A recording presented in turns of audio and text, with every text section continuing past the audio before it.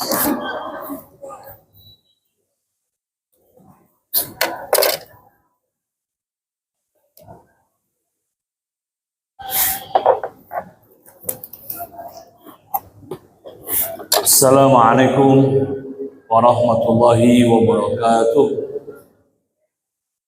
Alhamdulillahi rabbil alamin ala ni'amihil mutawafirah wa ataihi mutakathirah wa mananihi muta'adirah walladhi ja'ala qawla wa fi'la wa qararan nabiy hadith thumma sannanaha fatasanna bihal muslimun.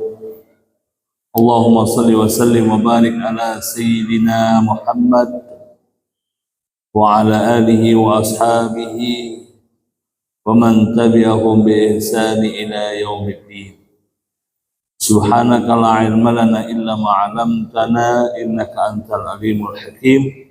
La haula wa la quwwata illa billahil aliyil azim. Amma ba'd. Bapak Ibu jamaah salat subuh rahimakumullah, kita awali majelis kita dengan sama-sama melafalkan niat nawaitul i'tikaf fi hadzal masjid lillahi ta'ala.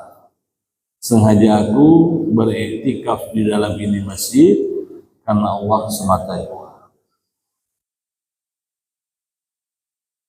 Menyambung tentang kajian kita yang membahas sirah sahabiyah, hayatus sahabah yang sampai pada masa tabi'in. Kali ini pembicaraan kita sebagaimana yang ditulis oleh Syekh Mun'im Al-Hashimi di dalam kitabnya Asrul Tabi'in, sampai pada sosok ulama dan hakim yang wara, zuhud, ahli ibadah dan tidak pernah mengambil upahnya.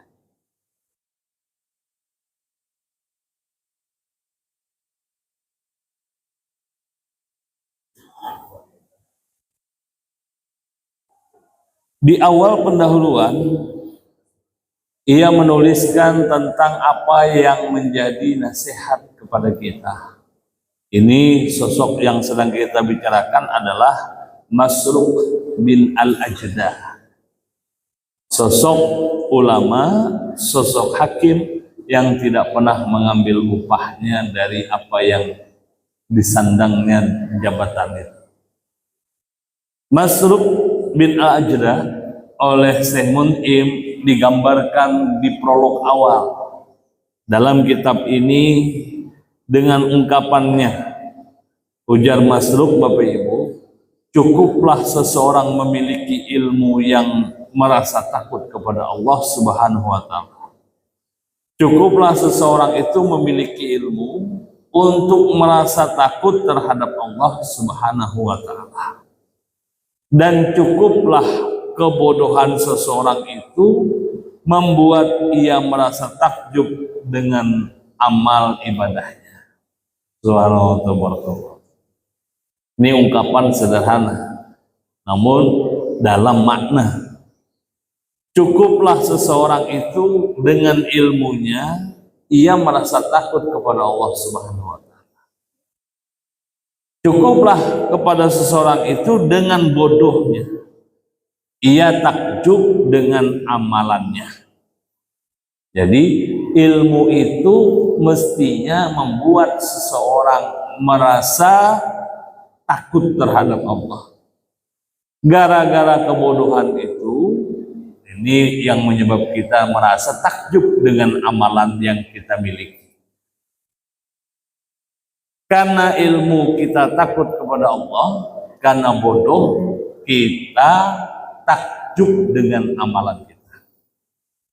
Maka ungkapan cukuplah itu selalu diungkapkan dalam beberapa ayat Al-Quran, dan dalam hadis juga diungkapkan kafa'ah, itu ungkapan cukuplah bagimu, cukuplah bagimu.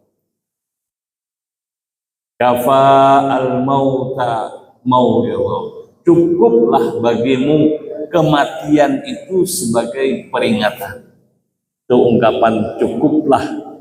Ilmumu itu membuat engkau merasa takut kepada Allah. Cukuplah bodohmu itu membuat engkau takjub dengan amal ibadah yang engkau lakukan. Maka kalau orang sudah sedemikian rupa, ilmu yang dia miliki lantas menjadikan ia takut kepada Allah, ini luar biasa. Kebodohan yang dia miliki, lalu gara-gara bodohnya dia merasa takjub dengan ibadah amal yang dia lakukan, maka masuklah kategorinya itu pada orang-orang yang khawasul khawas, orang yang khusus sudah itu. Ketika ilmu yang ia miliki menjadikan ia merasa jauh lebih takut kepada Allah, ketika kebodohan yang ia rasakan lantas membuat ia takjub dengan amalnya. Berapa banyak orang karena bodohnya, ketidaktahuannya, ketidakfahamannya, lantas merasa amalnya itu sudah banyak. Banyak di antara kita yang sedemikian rupa, termasuk kami sendiri, tidak punya ilmunya karena belum sampai kepadanya apa yang diinginkan oleh Sang Penciptanya. Nah, ini yang tadi dibaca oleh imam kita Bapak Ibu. Di rakaat pertama, rakaat kedua itu surah Al-Kahfi. Begitu imam membacakan surat ini, maka surat itu cerita yang luar biasa. Ini kisah yang ada di dalam Al-Quran yang selalu membuat kita takjub gara-gara ilmu. Kenapa begitu? Karena kisah yang dibaca tadi itu tentang Musa dan Nabi Khidir alaihissalam. Musa dan Nabi Khidir. Ungkapan Nabi Khidir, innaka lan tastati'a ma'iya sabra. Sungguh engkau tidak bisa bersikap sabar terhadap aku. Tidak sabar, kata Khidir, gak bisa sabar kamu Musa. Dan itu terjadi kepada kita Bapak Ibu. Innaka lan tastati'a ma'iya sabra. Kalimat itu nanti akan muncul ketika kita dengan kebodohan yang kita miliki bangga dengan amalan yang kita punya. Lantas Allah tinggal ungkapkan, hai fulan, innaka lan tastati'a ma'iya sabra. Tadi kisahnya sampai rakaat kedua salat subuh kita tadi lengkap. Menceritakan tentang Musa yang tidak tahu karena kebodohan yang dia miliki.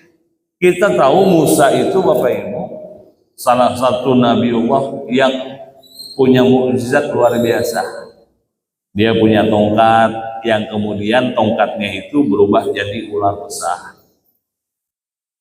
Dia punya keistimewaan di Bukit Tursina langsung diajak ngobrol dengan Allah.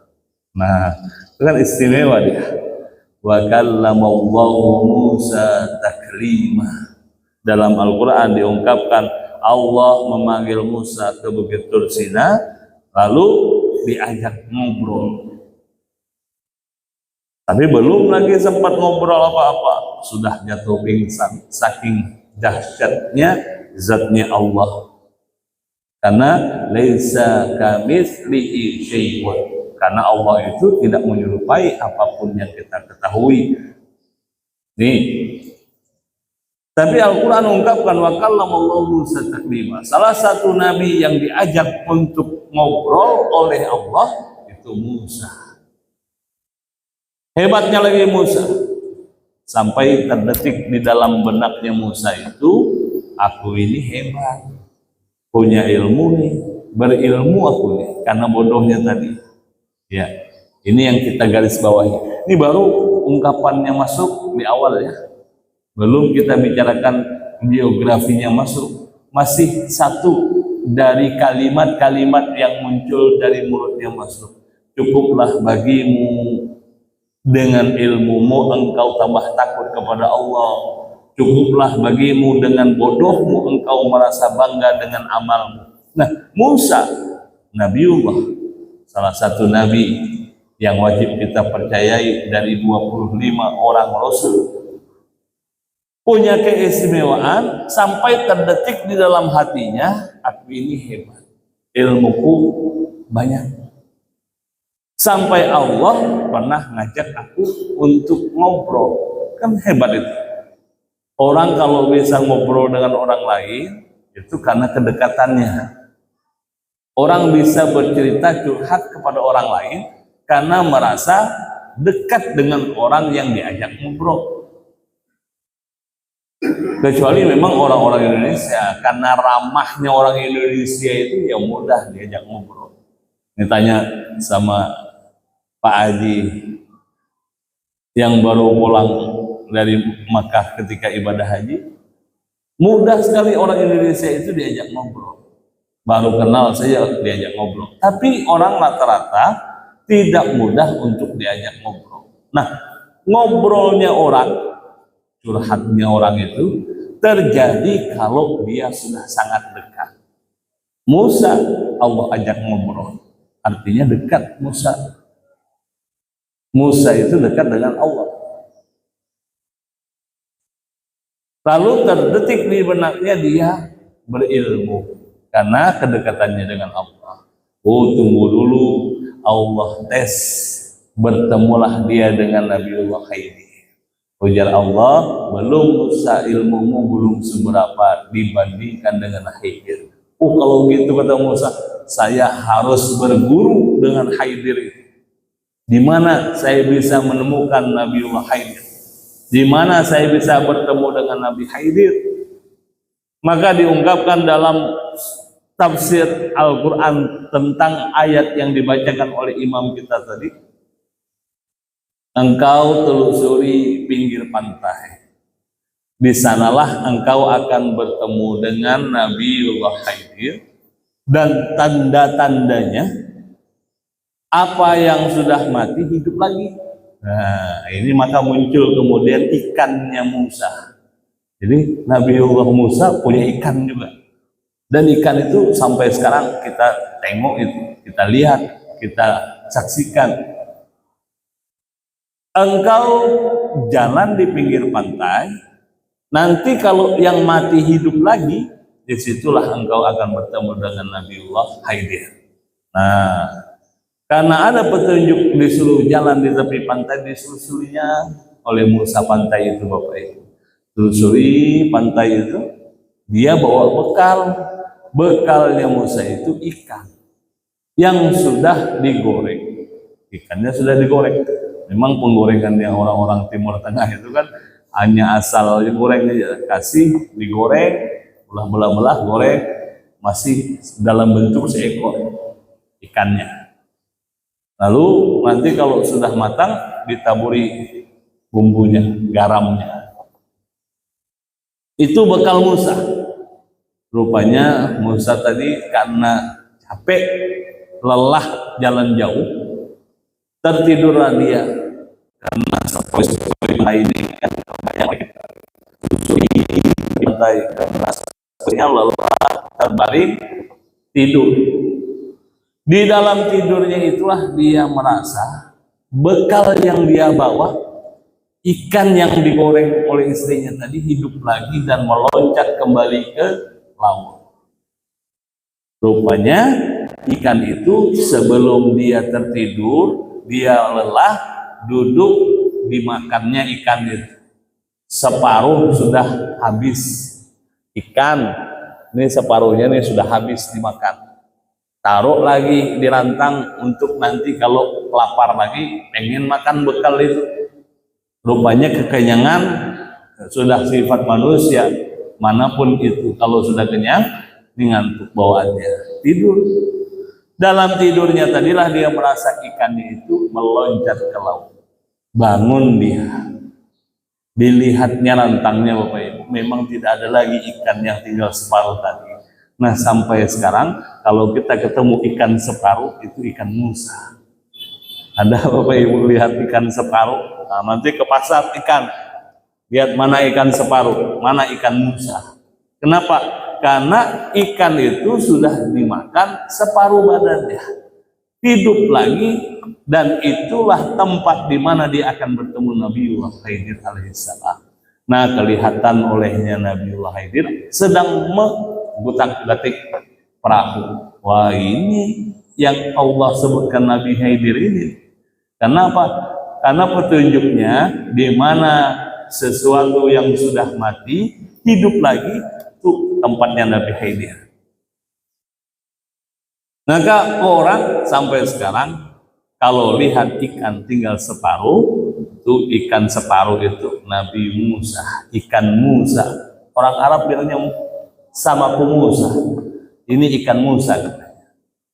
Dan ikan Musa itu sampai pula ketembilahan, anak cucunya mungkin cicit-cicitnya, buyutnya, sampai ketembilahan. Ikan separuh, tinggal separuh ikannya, tapi masih hidup, masih berenang. Itu karena separuhnya sudah dimakan Musa. Bertemulah dia dengan Khidir, bertabik, minta izin untuk mengikuti Nabiullah Khidir. Ujar Khidir, tidak bisa. Kamu tidak akan bisa sabar kalau ikut saya. Nah, itu diulang-ulang oleh imam tadi. Dibacanya kan ulang-ulang, karena memang ayat itu ulang lagi, ulang lagi, ulang lagi. Innaka lan tastati'a ma'iya sabra. Cerita lagi, innaka lan tastati'a ma'iya sabra. Kamu nggak bisa sabar Musa ikut saya. Kenapa? Karena kebodohan Musa yang merasa dia pintar. Gara-gara kebodohan itu dia bangga dengan amalnya.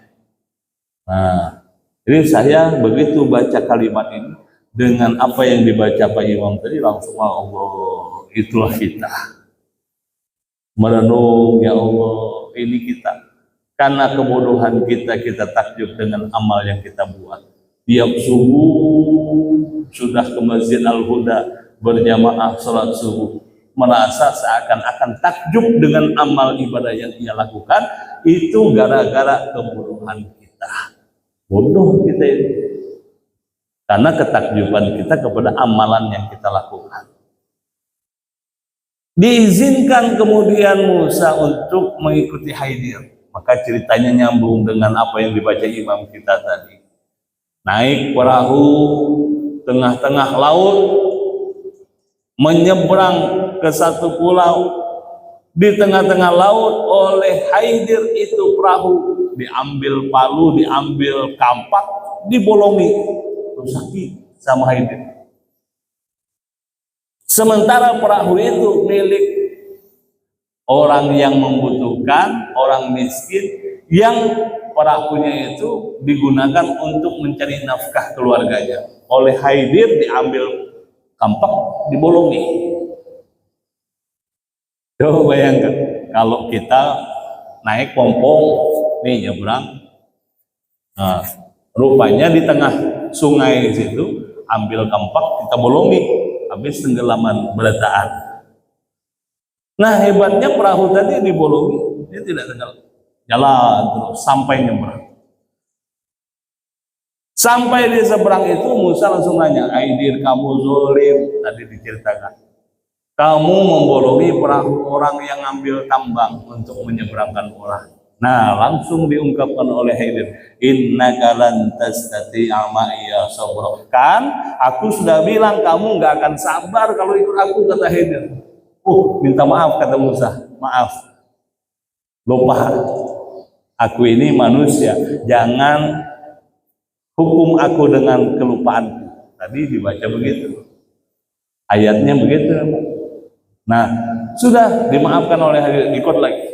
Sampai di seberang, Bapak Ibu, bertemulah dengan seorang anak kecil yang sedang bermain dengan kawannya.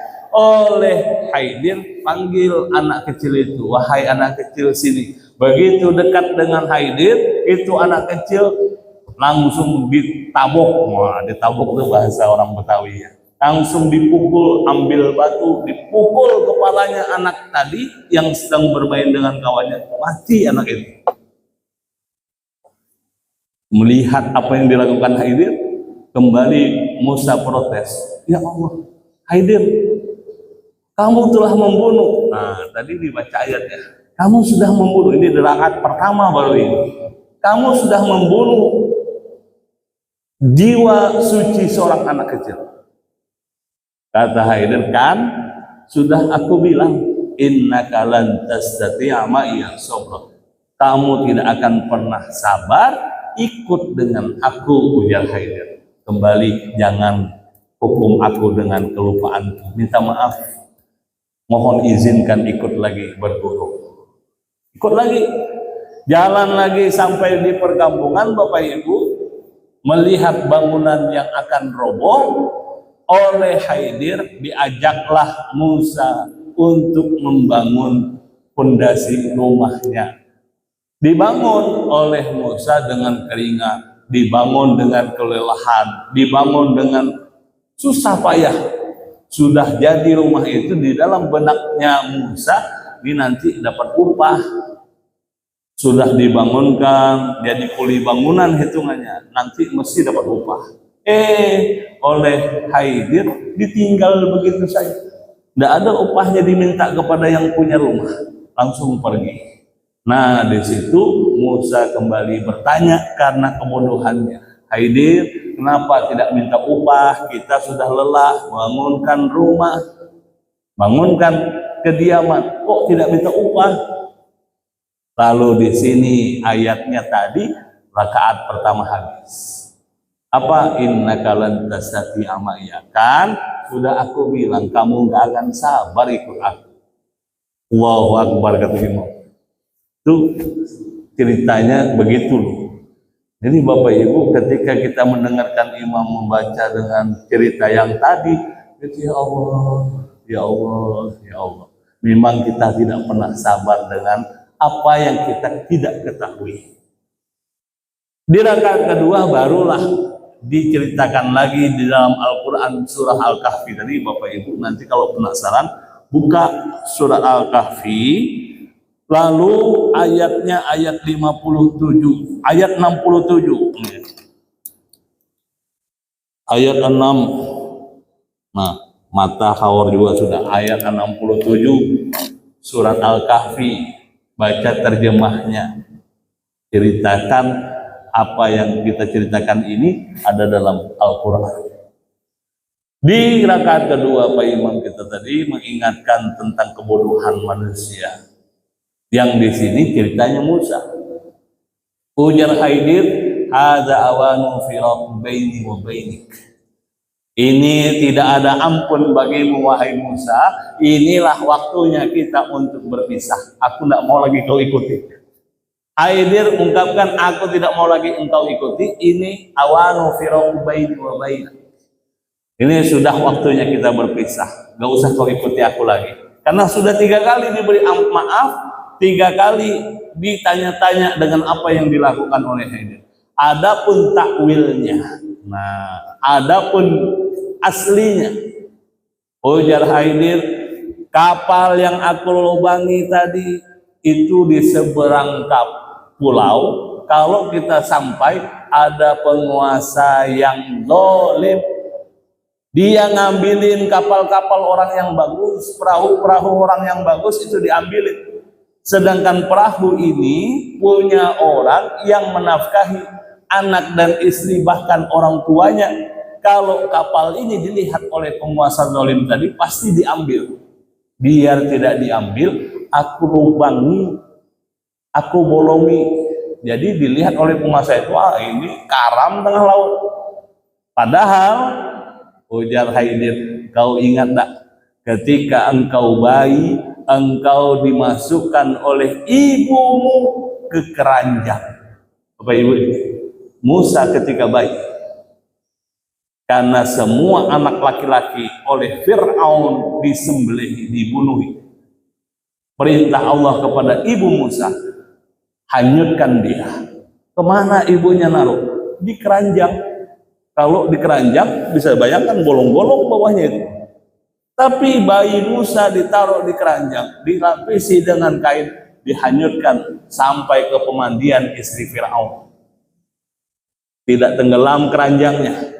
Ini kapal yang aku lubangi, gak mungkin tenggelam. Kenapa? Karena ada Musa di dalamnya. Kau dari bayi sudah tidak tenggelam di atas keranjang, kata Khidir. Ya Allah, kata Musa, iya ya, baru ingat Musa. Itu takwil yang pertama. Yang kedua, kata Khidir, anak yang aku bunuh itu nanti kalau dia besar, aku sudah dibisiki oleh ilhamnya Allah, ini bakalan durhaka kepada kedua orang tuanya. Maka dibandingkan nanti dia besar durhaka, aku ambil batu, aku pukul kepalanya, mati anak itu. Allah, aku minta doa. Ya Allah, ampuni aku sudah bunuh anak ini. Tolong gantikan anaknya dengan anak yang soleh. Karena nanti dia besar katanya dia akan menzalimi orang tuanya ini. Dibandingkan dia nanti besar berdosa, baik aku bunuh dari sekarang. Ingat tidak kamu Musa ketika remaja? Nah, Musa lagi diingatkan dengan waktu remajanya Musa, melihat kaumnya sedang bertengkar dengan kaum orang lain, sukunya bertengkar dengan suku orang lain. Salah sebenarnya sukunya Musa itu, tapi oleh Musa dibela yang salah kaumnya tadi. Tidak sengaja memang Musa itu ambil batu pukul kaum orang lain. Pukulnya kecil, pelan, tapi mati orang itu. Musa ingat enggak, kamu dulu remaja pernah bunuh orang juga? Baru ingat, ya Allah, iya ya. Subhanallah, tidak sadar. Baru yang ketiga, ngapa tidak minta upah? Katanya Khidir, di dalam bangunan yang kita buat itu, di dalam rumah yang kita dirikan itu, ada kanzun, ada harta yang oleh kedua orang tuanya dititipkan untuk anak yatim berdua. Nah, bangunan itu mau roboh. Kalau dia roboh kena hujan, kena panas, tentu kelihatanlah harta yang disimpan oleh kedua orang tuanya. Kesian anak yatim piatu itu. Maka kita bangunkan bangunan itu biar tidak kelihatan harta yang disimpan di dalam tanahnya. Karena kan bangunan orang Arab begitu, tanahnya hanya dibangun kotak begitu, kasih atap, udah aman. Tapi kalau dia roboh, bisa sekampungan tahu kalau dia punya harta, nanti hilang, diambil, dicuri orang. Maka itulah gambaran engkau nanti mengambil istananya Fir'aun. Kenapa? Karena ketika dewasa, Musa mengambil istananya Fir'aun. Musa mengalahkan Fir'aun dengan apa yang dimiliki oleh Musa.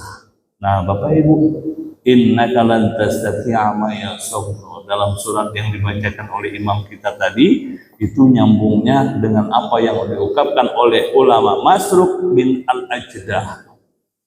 Cukuplah seseorang itu dengan ilmunya. Ia merasa takut kepada Allah Subhanahu wa ta'ala. Cukuplah seseorang itu dengan kebodohannya. Ia merasa takjub dengan amalannya. Musa takjub dengan amalnya, lantas kemudian diingatkan oleh Allah, ilmu pengetahuanmu belum seberapa dibandingkan dengan Khidir. Khidir itu ilmunya dari mana? Ittaqillah fayu'allimukumullah. Khidir itu tidak berguru. Nabi Khidir itu tidak ada gurunya. Nabi Khidir itu bertakwa kepada Allah. Kemudian ujar Allah dalam Al-Quran, fayu'allimukumullah. Ketika engkau tingkatkan takwamu kepada Allah, Allah yang memberikanmu pengetahuan. Fayu'allimukumullah, Allah yang jadi gurumu. Maka kita muncullah kemudian ilmu laduni, min ladunka rahmah. Ada nama ilmunya ilmu laduni. Tahu menahu, ada ilmunya, itu namanya ilmu laduni. Ilmu laduni Allah yang langsung ajarkan kepada kita. Manusia-manusia ini banyak yang punya ilmu laduni. Kenapa Khidir tahu kalau Musa kecil pernah dihanyutkan oleh ibunya ke sungai sampai ke pemandian Siti Aisyah, Asia, tempat di mana istrinya Fir'aun sedang mandi. Kenapa? Karena Allah yang kasih tahu. Lalu siapa yang memberitahu nanti kapal ini mau dirompak ini? Ghosbah, mau diambil paksa. Kalau sampai ke seberang, di kapal itu bagus, bakalan diambil oleh penguasa zalim untuk disita. Dari mana dia tahu? Allah yang ngasih tahu. Dari mana dia tahu? Lihat anak kecil yang sedang bermain umur 5 tahun, balita umur 5 tahun masih lugu-lugunya, sedang bermain dengan kawan-kawannya, lantas dipanggil satu mendekat, dipukul kepalanya, dibunuh, mati dia. Nanti besarnya dia akan jadi orang yang durhaka kepada kedua orang tuanya. Allah yang kasih tahu. Di mana dia tahu? Di dalam bangunan yang mau runtuh tadi adalah harta yang dimiliki dua anak yatim piatu yang nanti diharapkan ketika mereka dewasa mereka dapat harta yang disimpan oleh kedua orang tuanya. Maka dibangunkan rumahnya bagus-bagus biar hartanya tidak kelihatan orang banyak. Dari mana Khidir itu tahu? Allah yang beritahu. Maka Khidir itu ilmunya ilmu laduni, langsung dari Allah yang memberitahu. Kita acap kali juga Allah berikan ilmu laduni itu Bapak Ibu. Tidak tahu menahu kita buat. Siapa yang memfeelingkan begitu? Allah yang menunjukkan perasaan itu kepada kita. Ilmu. Beda dengan ilmu yang kita dapat hasil berburu, hasil membaca. Kita baca, berarti sudah ada pengetahuan itu di kita. Ini kita tidak pernah baca. Kita lantas tidak pernah mendengar. Kita juga tidak pernah melihat. Tahu-tahu kita buat. Ini mungkin sering Bapak Ibu alami. Apalagi yang sepuh-sepuh di antara kita ini sering mungkin kerjakan itu. Siapa yang memberikan ilham itu? Memang ilham tidak secara langsung sebagaimana ilham Allah kepada para anbiya, para rasul. Karena kita bukan nabi, bukan rasul. Tapi feeling itu lantas kemudian ittaqillah fa inna firasatal mu'min. Nah, itu kalam Allah. Diingatkan, percayalah apa-apa firasatnya orang mukmin itu bisa jadi adalah petunjuknya Allah kepadanya. Ini firasat, rasa yakinnya. Nah, Pak Sahrul Badrin kata hatinya ya, ini biasa kita batinnya katanya. Ikuti kata batin. Siapa batin itu? Memang pernah berkata-kata batin kita. Ikuti kata batin. Ke kanan ke kiri kami. Kalau mau ke rumahnya ini. Nah, kata batinnya ke kiri. Ikutilah kata batin. Siapa yang ngasih tahu batinnya tadi? Nah, itulah yang diungkapkan dalam Al-Quran.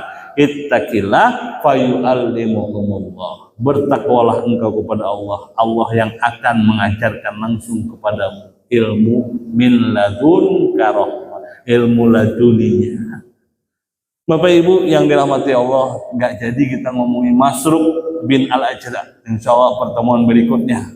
Ini baru kalimat nasihat Masruq yang ditunjukkan kepada kita. Wahai manusia, cukuplah engkau punya ilmu untuk menambah rasa takutmu kepada Allah. Cukuplah engkau bodoh karena engkau bangga dengan amalan.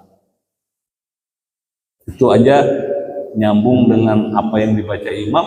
Jadi nggak lanjut ke bawah. Baru 2 baris kita baca nasihat itu. Ya, saya jadi pengen bahas tentang Musa dan Khidir. Insya Allah ada manfaat bagi kita semuanya. Kurang lebih mohon maaf. Subhanallahumma wa bihamdika asyhadu an la ilaha illa anta nastaghfiruka wa natubu ilaik. Al-Fatihah. Alhamdulillah. Ya kalau Amin amin ya rabbal alamin. Alhamdulillahi rabbil alamin wassalatu wassalamu ala asyrafil anbiya'i wal mursalin sayyidina Muhammad wa ala alihi wa ashabihi ajmain. Allahumma ighfir lana dhunubana wa liwalidayna warhamhuma kama rabbayana shaghira. Allahumma zalamna anfusana wa lam taghfir lana wa tarhamna lanakunanna minal khasirin. Allahumma anfa'na bima 'allamtana wa alimna uluma ma tanfa'una wa zidna hidayatan wa tawfiqa. Rabbana atina fid dunya hasanah wa fil akhirati hasanah wa qina adzabannar. Subhana rabbika rabbil izzati amma yasifun wa salamun alal mursalin walhamdulillahi rabbil alamin. Wassalamu alaikum warahmatullahi wabarakatuh.